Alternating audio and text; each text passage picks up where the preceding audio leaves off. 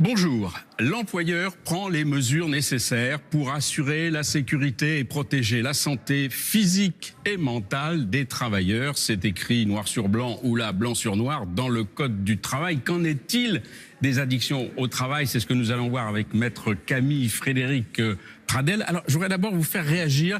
J'ai un petit peu travaillé sur ce dossier. Sur cet autre article du Code de travail, il est interdit de laisser les travailleurs prendre leur repas dans les locaux affectés au travail. C'est appliqué, ça?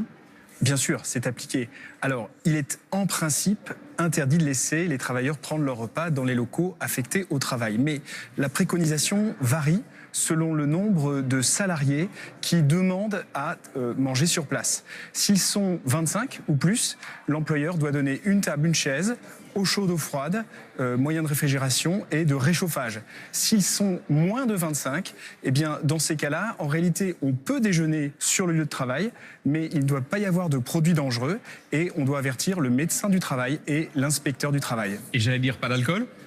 Alors, l'alcool au repas, c'est possible, sachant qu'il n'y a pas de prohibition générale de l'alcool. En réalité, seuls certains alcools, les alcools forts, sont prohibés au travail.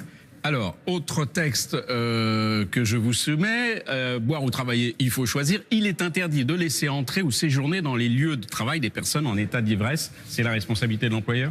Oui, c'est la responsabilité de l'employeur, c'est un peu une question de bon sens. Mais qu'est-ce que l'état d'ivresse? Là, le juge doit trancher de façon subjective. Il se fie aux yeux brillants, à l'haleine, à l'absence d'équilibre. Et à partir de là, il qualifie l'état manifeste d'ébriété qui est prohibé. Il y a une exigence de sécurité, bien sûr, et aussi chacun doit avoir une tenue correcte au travail. Est-ce que l'employé doit, comment dirais-je, obéir aux exigences de l'employeur de tous les contrôles concernant sa consommation? Bien sûr. Alors, le règlement intérieur peut prévoir des contrôles au moyen d'alcotests, éthylotests, et dans ce cas, le salarié doit s'y soumettre. À défaut, il peut y avoir une sanction disciplinaire. Maintenant, la jurisprudence est très claire, le salarié doit pouvoir bénéficier d'une contre-expertise. C'est-à-dire que, concrètement, il doit pouvoir se rendre au laboratoire le plus proche et être assisté, le cas échéant, d'un membre de l'entreprise. Et alors, supposons un employé commet un accident alors qu'il est en état d'ébriété ou peut-être sous stupéfiant. Est-ce que l'employeur peut être poursuivi?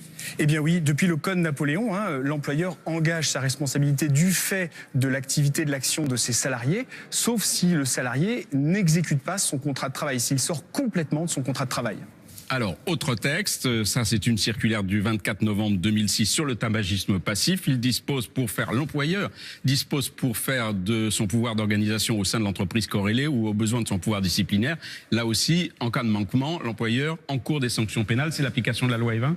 Oui, depuis 2007, il est prohibé dans les lieux couverts fermés de fumer au travail. Donc c'est prohibé sauf dans des lieux dédiés à cet effet. Et la personne qui ne respecterait pas ces textes engage sa responsabilité pénale. Le salarié, il y a une amende prévue, 68 € forfaitaire, et l'employeur, 135 € s'il n'y a pas l'affichage qui est exigé par la loi Evin.